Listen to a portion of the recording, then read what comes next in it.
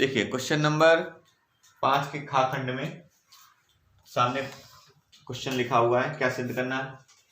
इसमें सिद्ध करना है 1 + tan square A upon 1 + cot square A equal to 1 - tan A का होल स्क्वायर और 1 - cot ए का होल स्क्वायर। आप क्या करिए, इन दोनों पक्षों को अलग अलग हल कर दीजिए। जैसे LHS है तो 1 + tan स्क्वायर ए दे रखा है अपॉन 1 + cot स्क्वायर ए दे रखा है। आप जानते हैं कॉट और टेन एक दूसरे के क्या होते हैं, उल्टे होते हैं, विक्रम होते हैं। तो इस काट को हम लिख सकते हैं 1/tan स्क्वायर और इसका एलसीएम करिए आप, तो 1 + tan स्क्वायर ए आप ऐसे लिख दीजिए। इधर इसकी मल्टीप्लाई करने पर tan स्क्वायर ए + 1 हो जाएगा अपान कितना बचेगा tan स्क्वायर ए। अभी बिल्कुल जो बटे में लिखा हुआ tan स्क्वायर है गुणा कहाँ पहुंच जाएगा, ऊपर। तो tan स्क्वायर ए इंटू में 1 + tan स्क्वायर ए पहले से चल रहा है और अपान में भी देखिए 1 + tan स्क्वायर चल रहा है। ये दोनों पद एक दूसरे से कैंसिल हो गए, क्या बचा, tan स्क्वायर ए बचा। ठीक, अब इसकी मान लिया हमको RHS हल करनी है। इतना आ रहा नहीं आ रहा इसको देखना है हमको। तो 1 - tan ए का होल स्क्वायर अपान में 1 - cot ए का होल स्क्वायर। तो 1 - tan ए का होल स्क्वायर आप ऐसे लिख दीजिए। इस काट को फिर से उसी 1/tan करेंगे इसको, यहाँ इसका एलसीएम हो जाएगा। तो 1 - tan ए का होल स्क्वायर अपान में tan a - 1 tan a - 1 हो जाएगा। और देखिए बटे में tan बचा, अब चूंकि स्क्वायर लगा तो पूरे पे स्क्वायर लगेगा। फिर से देखिए पर आपका मल्टीप्लाई पहुंच जाएगा ऊपर, tan स्क्वायर ए ब्रैकेट में देखिए 1 - tan ए का होल स्क्वायर अपान देखिए चाहे tan a - 1 कर लो चाहे 1 - tan a कर लो, ठीक है, दोनों की वैल्यू सेम होती है तो इसको 1 - लिख सकते हैं हम इस तरह से। अब ये पूरा पद हमारा कैंसिल हो गया, tan स्क्वायर ए। तो LHS और RHS दोनों क्या आ गए, इक्वल। यही हमको सिद्ध करना था। अतः LHS बराबर इतना सिद्ध हो गया। देखिए क्वेश्चन नंबर 5 के गाखंड में क्या कर रखा है कि 3 बिंदु रखे हैं, a, 0, 0, b, x, y। ये तीनों कैसे हैं, परस्पर संरेख हैं। संरेख है अर्थात एक ही रेखा में, तो एक ही रेखा में तो इनके द्वारा त्रिभुज नहीं बनाया जा सकता है। और जब त्रिभुज नहीं बनेगा तो त्रिभुज का क्षेत्रफल क्या होगा, 0।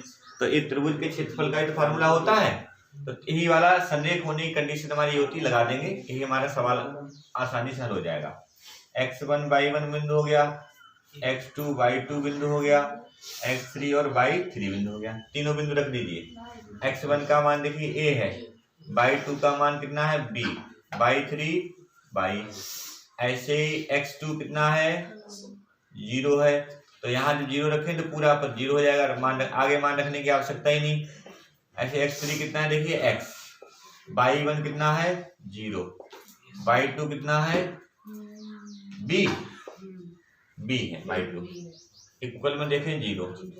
अब इनकी गुणा करें आप, ab - के ay - के bx वो इतना। अब क्या करना है, माइनस के bx और माइनस के ay यही रोक लो, बराबर क्या ले गए हम ab। अब देखिए जो सिद्ध करना है उसके हिसाब से काम करें। इक्वल में हमको क्या लाना है, बराबर में 1 लाना है। तो 1 लाने के लिए क्या करना पड़ेगा, पूरा पूरा जब कट जाए, पूरा पूरा भाग लगे तभी तो 1 आएगा। तो आप क्या करेंगे, -ab से दोनों ओर क्या कर दीजिए, भाग। -ab से दोनों ओर भाग। तो माइनस देखिए bx पहले लिखा है, -ab से हम भाग कर रहे हैं, -ay पहले लिखा है, -ab से हम भाग कर रहे हैं, और -ab बटे माइनस प्लस पूरा पूरा कैंसिल 1। अब देखिए माइनस प्लस हो जाएगा, a से a कट जाएगा, माइनस प्लस b से b कट गया, x अपान a रह गया और प्लस y अपान b इक्वल में क्या हो गया, यही हमको सिद्ध करके लाना था। देखिए क्वेश्चन नंबर 5 का घाखंड दे रखा है। इसमें पूछा गया है कि बारंबारता बंटन दे रखा है। इस दिए हुए बारंबारता बंटन का हमको क्या निकालना है, माध्यिका निकालनी है। तो इधर ध्यान दें सभी लोग, इसमें ये बारंबारता बंटन में जब माध्यिका निकाल वर्गंतराल दे रखा होता है हमको माध्यिका निकालनी होती है, तो ध्यान क्या देना पड़ता है इसमें हमको एक नया कॉलम बनाना पड़ता है संचयी बारंबारता का। और संचयी बारंबारता कैसे बनती है, 4 आप ऐसे लिख दीजिए, 4 + 13 हो जाएंगे तो 17 हो जाएंगे। 17 को अगली बारंबारता में ऐसे क्रम से जोड़ते जाइए और आपको बारंबारता वाला कॉलम मिल जाएगा। ये बारंबारता देखिए टोटल कितना आ रहा है हमारा 50। अब चूंकि हमको n/2 निकालना है, अर्थात कितना निकालना है, कितना हो गया हमारे पास 25। और 25 संख्या कैसी है, विषम है। दूसरी बात, ये 25 जो आए हैं ये संचयी बारंबारता वाले कॉलम में देखिए किस वाले अंक में 25 फंस जाएंगे हमारे, 35 वाले अंक में। तो अब क्या करेंगे, 35 के ठीक सामने आ जाओ, जो बारंबारता वाला कॉलम होगा वो कहलाएगा f, बारंबारता कहलाएगा। ये कितना हो गया, f = 18। इसके ठीक सामने आ जाओ, जो अंतराल होगा यही माध्यिका का अंतराल कहलाता है। तो माध्यिका अंतराल अगर हम देखें, माध्यिका अंतराल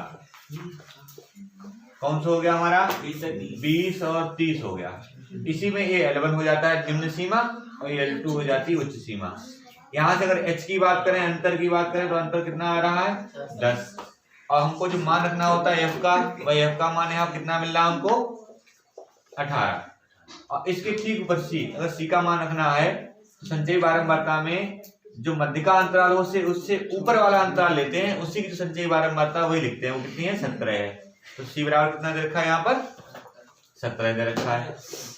अब सभी मान इसमें रख लीजिए आप। तो L1 का मान हमारे पास 20 है, n/2 का मान 25 है और ये कितना है 17। और f कितना आया देखिए 18 आ रहा है। h की वैल्यू कितनी दे रखी है 10। अब इनको पहले आप घटाइए, तो जब इनको आप घटाएंगे, इसको हम यहाँ हल कर दे रहे हैं, तो जब इसको घटाइए आप तो कितना बन जाएगा 20, हाँ 25 में से 17 घटा दीजिए, कितने बचेंगे 8 बटे में 18 चल रहा है।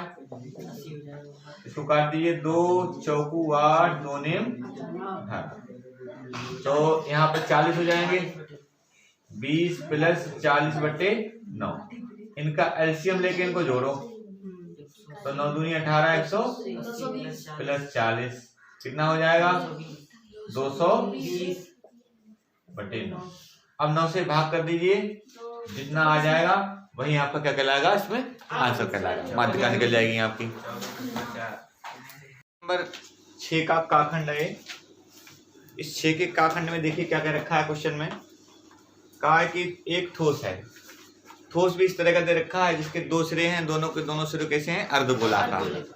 शेष ठोस कैसा है, पूरा बेलनाकार। इस पूरे ठोस का हमको आयतन बताना है। आयतन बताने के लिए हमें क्या चाहिए, अगर अर्धगोले का आयतन चाहिए तो उसमें भी त्रिज्या हमको निकालनी पड़ेगी, और जबकि बेलनाकार भाग का आयतन में त्रिज्या भी चाहिए और ऊंचाई भी चाहिए। तो इधर देख लीजिए, ये पूरे ठोस की ऊंचाई कितनी दे रखी है 20 सेंटीमीटर, और अर्धगोले की त्रिज्या या हम कहते हैं बेलन की त्रिज्या कितनी है 3.5। तो देखिए ये भी तो अर्धगोली त्रिज्या है, ये भी कितनी हो गई 3.5 सेंटीमीटर। यहाँ से बात करें इसकी, तो ये भी अर्धगोली त्रिज्या है, ये भी कितनी है 3.5 सेंटीमीटर है, इतना। अब देखिए 3.5 इधर, 3.5 इधर, तो शेष ये ऊंचाई देखो कितनी रह जाएगी 3.5 और 3.5 लिखेंगे, तो बेलन की ऊंचाई, बेलन की ऊंचाई h बराबर हम क्या करेंगे 20 में से 3.5 + 3.5 हम घटा देंगे, तो 20 में से 7 घट जाए, कितने बचेंगे 13 सेंटीमीटर लिखेंगे। तो ठोस का कुल आयतन, सिद्धांत क्या रहेगा इसमें, बेलन का आयतन, ठीक है, बेलनाकार जो भाग है, बेलनाकार भाग का आयतन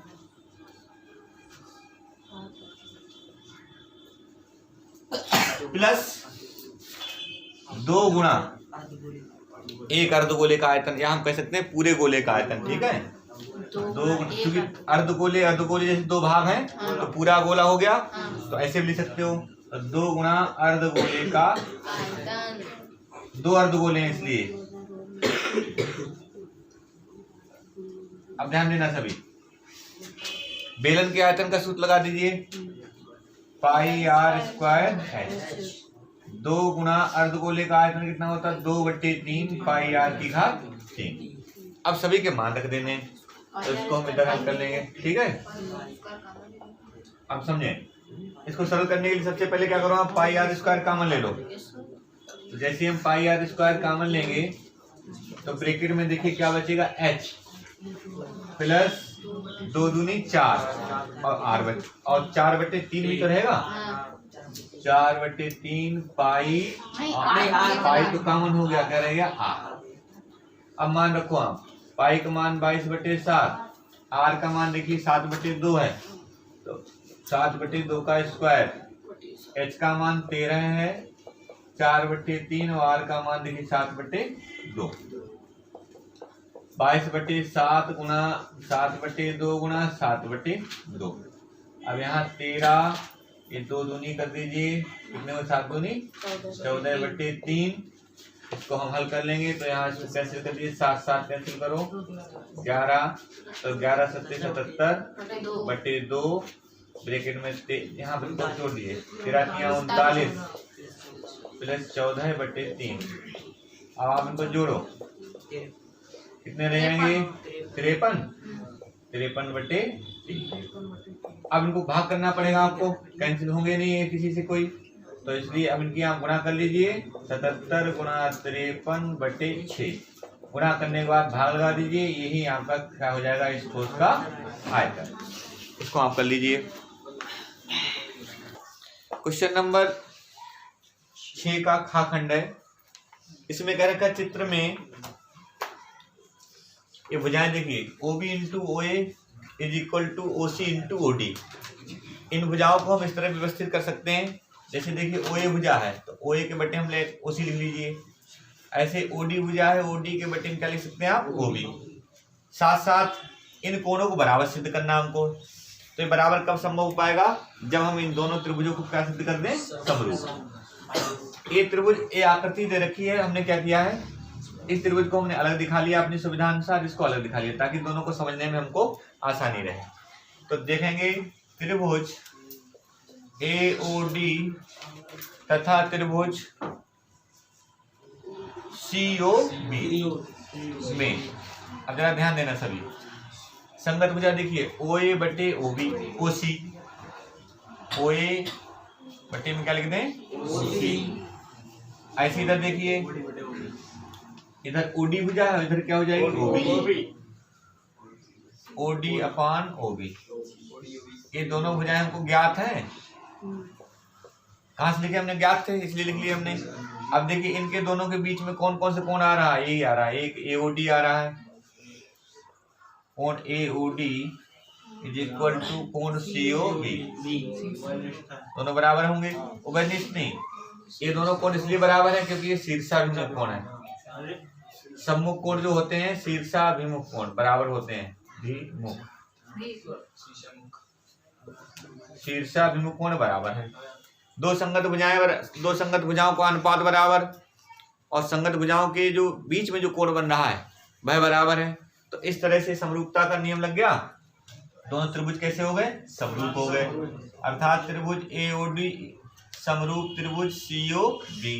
कौन कौन समरूपता लग गई, देखिए साइड एंगल और साइड समरूपता। देखिए साइड दो साइड बराबर हैं, एक एंगल बराबर, समरूपता लग गई। और जैसे त्रिभुज समरूप हो जाते हैं तो उनके संगत कोण आपस में कैसे हो जाते हैं, बराबर। अर्थात हम कह सकते हैं कोण A बराबर कोण C तथा कोण D बराबर कोण B। यही हमको इसमें सिद्ध करना था। लिखिए, इसमें क्वेश्चन नंबर देखिए 6 के गा खंड में इसमें कहा है कि 2 अंकों की संख्या हमको ज्ञात करनी है, जिसमें इससे पहले हमको करना क्या पड़ेगा, 2 अंकों की संख्या का यदि कोई भी सवाल आता है तो सबसे पहले आप उस संख्या का इकाई अंक मान लीजिए, दहाई अंक मान लीजिए और संख्या को भी लिख लीजिए। तो जो दहाई अंक होगा उसके साथ में 10, अर्थात संख्या हो जाएगी 10y प्लस x। आप जैसा अंक मानेंगे उसी हिसाब से संख्या लिखी जाएगी। अगर आपने दहाई मान लिया x, इकाई मान लिया y, तो संख्या क्या हो जाएगा 10x प्लस y। इस तरह संख्या बन जाएगी। तो जैसे आप अंक मानेंगे उसी आधार पे संख्या लिखी जाएगी। अब कंडीशन लगेगी इसमें क्या, पहली शर्त क्या कह रखी है, अंकों का योग 12 है। तो पहली जो शर्त है सवाल निकालने की, कहा अंकों का योग, सवाल क्या रखा है, तो अंक हमारे पास x है और y है, तो इन अंकों का योग दे रखा है 12, अर्थात एक समीकरण बन गई। अब सेकंड कंडीशन में क्या कह रखा है, जो दूसरी शर्त है, इसमें कहा है कि अंकों के स्थान बदल जाए। ठीक है, तो समझिए पहले संख्या हमारे पास थी 10y प्लस x, स्थान बदल गए अंक पे, तो स्थान बदलने का मतलब ये हुआ 10x हो गया प्लस y, x की जगह पर y आ गया, y की जगह पर। तो कहा है कि अंकों के स्थान बदलने पर प्राप्त संख्या पहली वाली संख्या से 18 अधिक है, अर्थात अंकों के स्थान देखो इसमें बदले जी, यह संख्या इस संख्या से कितनी अधिक है, 18 अधिक है। अब ये पहले से 18 अधिक है, ठीक है, तो हम क्या करें, इधर 18 जोड़ देंगे, तभी ये दोनों बराबर हो जाएंगे आपस में। अब इधर ले आओ, तो 10x प्लस y है, माइनस के 10y हो जाएंगे, माइनस के x हो जाएंगे, इक्वल में 18। देखो x वाले घटा लो तो कितने बचेंगे, 9x, y वाले घटा लिया तो 9y हो गए। 9 हमने ले लिए कॉमन, तो 9 हमने कॉमन ले लिए 18, 9 दूनी 18, x माइनस y बराबर कितने हो जाएंगे, 2। समीकरण बन गया 2। अब ये 2 समीकरण प्राप्त हो गए। इन दोनों समीकरणों को चाहे किसी भी विधि से आप हल कर लीजिए। तो समीकरण ध्यान देना सब, इधर 1 तथा 2 से समीकरण लिख लीजिए। इसको हम क्या करेंगे, विलोपन विधि से इसको हम हल कर लेंगे। तो विलोपन विधि में क्या है, देखिए इनको हम जोड़ देंगे तो एक पद हमारे बराबर है, ये 22 से 22 कैंसिल हो जाएगा, इधर हो जाएगा 2x। ये जोड़ने में कितने पद बन जाएंगे हमारे पास, 14 बन जाएंगे, 2 सत्ते 14, x बराबर कितने हो गए 7। x का मान अब किसी समीकरण में रख लो, समीकरण 1 से, तो 1 में रखिए x का मान 7 प्लस y बराबर 12, 12 माइनस 7 घटा दो 7, कितने बचे 5। अतः संख्या आपने मानी कितनी, 10y प्लस x, 10 और y का मान देखिए 5 निकाला, x का मान आपने निकाला है 7, तो 10 पंजे 50 प्लस 7 कितने हो गए 57। तो संख्या कितनी हो गई 57। इस तरह से सवाल आपका हो गया। देखिए त्रिभुज में एक त्रिभुज ABC है, इस त्रिभुज ABC में कह रखा है कि A, B, C क्या है, त्रिभुज के अंतःकोण है। हम जानते हैं कोई भी त्रिभुज होता है उस त्रिभुज के सभी अंतःकोणों का योगफल कितना होता है, 180। क्योंकि त्रिभुज ABC में, ठीक है, कोण A प्लस कोण B प्लस कोण C बराबर 180 अंश होता है। अब देखिए जो सिद्ध करना है उसके हिसाब से हमको काम करना है। सिद्ध क्या करना था हमको, इसको देख लीजिए, समझ लीजिए। सिद्ध करना है cos B plus C is equal to minus cos A। अब देखिए चतुर्थांश परिवर्तन के आधार पर सवाल निकल रहा है। हम क्या करेंगे, 180 में से प्लस का A माइनस A कर दिया, ठीक। अब जैसा हमको सिद्ध करना है ठीक उसी प्रकार का काम आगे करते जाओ, क्रम से चलते जाओ, आपका सवाल का आंसर अपने आप आ जाएगा। देखिए हमको B प्लस C के साथ क्या लाना है, cos लाना है। तो हम cos से गुणा नहीं, दोनों ओर cos लेने पर दोनों ओर कॉस लेने पर कोसाइन जिसको बोलते हो आप, इसको कॉस को क्या बोलते हो, कोसाइन। ठीक है, दोनों ओर कोसाइन लेने पर या कॉस लेने पर। ठीक है, ध्यान देना। तो इधर आपका हो जाएगा कॉस और ब्रैकेट में चल रहा है बी प्लस सी। इधर हो जाएगा कॉस 180 माइनस ए, कॉस बी प्लस सी। अब जरा ध्यान देना, जैसे हमने चतुर्थांश परिवर्तन के नियम लिखाए हैं उसी हिसाब से काम करेंगे। 90 गुणा 2 माइनस ए, तोड़ लीजिए इसको। तो हमने क्या बताया था, समकोणों की संख्या कितनी है, यहाँ पर सम है 2 है, तो नहीं बदलेगा। काश का काश ही लिखना है, कोण लिख दिया। चतुर्थांश की पहचान करो, कौन चतुर्थांश होगा, दूसरा ही होगा। प्लस होने पर तीसरा बताते हैं, ठीक है, एक ज्यादा। तो यहाँ पर एक हमारा दूसरा ही हुआ। तो दूसरे में हमको ये देखना है काश कैसा होता है, माइनस। ASTC का जो नियम है उस आधार पर अगर देखा जाए तो दूसरे चतुर्थांश में काश कैसा होता है, माइनस होता है। यही हमको सिद्ध करके लाना था, नोट कर लीजिए।